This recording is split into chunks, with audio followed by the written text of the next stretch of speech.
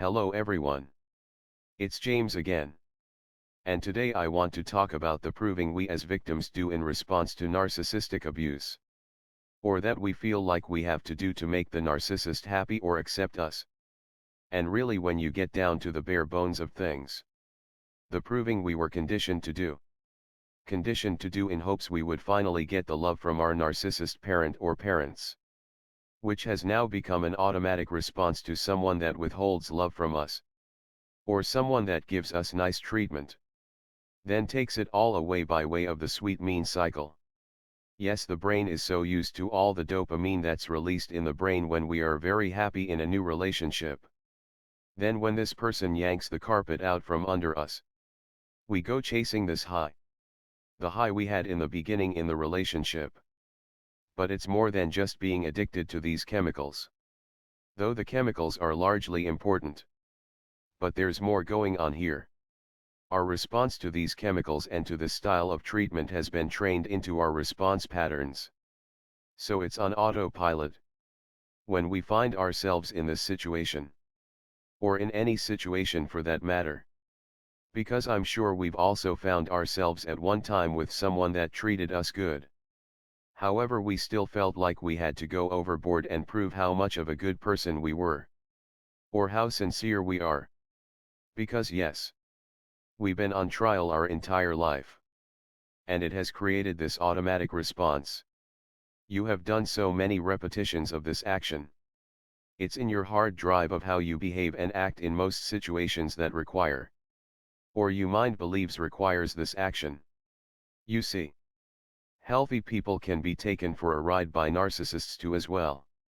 Because of this chemical issue. Especially if they are on the rebound. Or had a school or job failure. And around comes the corner a Susie. Pouring on the charm. And having all the answers to help. It all feels good, right? Even to this person that might have a good family and friends. This extra treatment of so-called kindness can and will fill this person's brain with all kinds of chemicals that feel good. But the difference between this person and us. He or she hasn't been a prover that's been on trial since they can walk and talk. When the rug is yanked away, they might chase the chemical high for a short while. But it's not in their muscle memory or automatic response to prove themselves for something they are clearly innocent of. They might ask why. And how come? But healthy people's body and mind will be fighting hard to go back into the healthy direction it's always been in. It will be without thought auto-correcting itself because it knows this treatment isn't normal. And there's nothing to try to prove one's innocence over. But the person like you or I. It's like a double whammy. We are fighting this chemical reaction. And like I've mentioned before in previous videos, that these chemicals hit us the hardest because we are deprived. And thus when it's taken away, it's twice as hard for us to deal with. Healthy people have the love of their parents and family to give them these healthy good feelings. And we don't. But this double whammy comes into play. When responding to this love being yanked away from us. With willingly putting ourselves on trial. Or letting ourselves be put on trial by this person. And basically throwing ourselves on the railroad tracks of life in order to prove how much we care and how much we love them. First, I want to tell you this. And by now I'm sure you already know. This isn't healthy. Remember when I said growing up in a toxic home leaves unhealthy traits on its victims? Traits and behaviors you need to train yourself out of. This is one of them. Because this will repel anyone that is normal. Let me tell you. I look back now and can remember very nice young ladies that liked me. And things were going well. Until for whatever reason an auto response was tripped inside of me.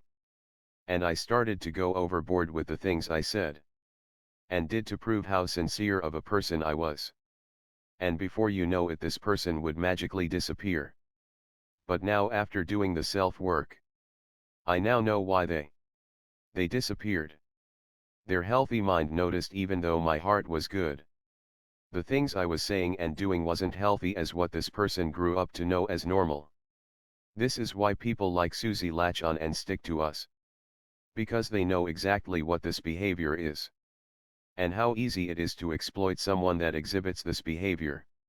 The other thing is, while you're jumping around trying to prove yourself and basically laying on the railroad tracks of life, just to prove to someone, in this case the narcissist in your life, how much you care, I have news for you. They don't care about you. And when they see you flopping around like a little fish with no discipline over your emotions, they literally think you deserve to be abused. This is what they think. They think you just gave them the green light to abuse you. So what needs to be done to fix this problem? First, you have to recognize it as a problem. You have to go back in time and try to find the first time you did this, where you were trying to prove to the narcissist in your life at that time that you cared. And when you found the time you believe it first happened, let it soak in. Then try to go back in time and find the time before that. Because it's weird. When I think I've finally found the source of when a behavior started in me, I can find a time even further back when it started.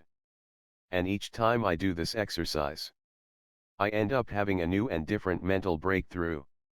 A breakthrough where I learn something about myself, my family of origin, and the triggers that make me respond the way that I might respond in a given situation. Next, try to write down all the triggers that you can. And also journal as much as you can about this situation. Because when you are writing or typing, it makes these things now concrete. They are tangible now. So tangible you can go back and reread these things. And when you do, you won't be able to believe this was you. These actions, though created through abuse, are sadly now yours. And I want you to start working on these triggers. Speak out loud or speak in your mind. Tell yourself over and over. When these triggers happen, you won't behave or react as before. Instead, you will do nothing. That's right, nothing. You will ponder and observe. You know, I haven't seen the new X-Men movie. But in the last one there's a character that can move so fast that when they shoot the scenes, they do a camera trick where they slow everything down. So things that take mere seconds look like a lifetime. He can move across the room, take a bite from a cheeseburger in someone's hand, tilt a police officer's hat, and a variety of other things. You want to slow down your mind to where you can observe everything in slow motion before you commit to an action. Because you know, you've been trained to emotionally act in a way that's not always in your best interest. So the best way to train yourself into stopping this, I need to prove myself behavior, is to go over your triggers. And when a trigger happens, don't do anything. Remain calm, quiet, and observe. Go home and think about the instance. Take your time. And you can realize, okay, I'm glad I didn't just react. Now we talk a lot here about trusting your gut. That's different. If you're in a situation where your gut is telling you something is wrong, get out and get out right away. But a trigger to prove ourselves usually doesn't give us, or at least me, right away, the feeling something's wrong. The first feeling that comes up is I have to prove my innocence. Then later comes the shame and guilt I put myself through all of that. So if your gut tells you to run, run. If you get it wrong and run too soon, that's okay. You are practicing here. And practice makes perfect. But if you get a trigger to go into prove mode, sit back, relax, and don't say a word. See everything in slow motion.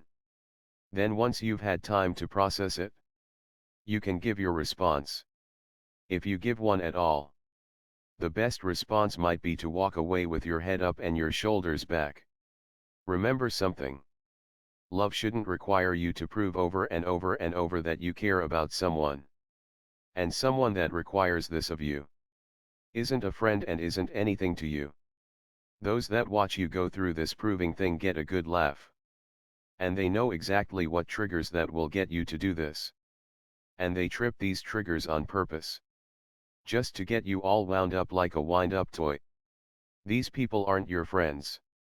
These people don't care about you that do this. It's time to know better to do better. Like I always say, knowledge is power. The more we know, the more we can live happy and healthy lives. Until next time. Bye for now. And be good to yourself.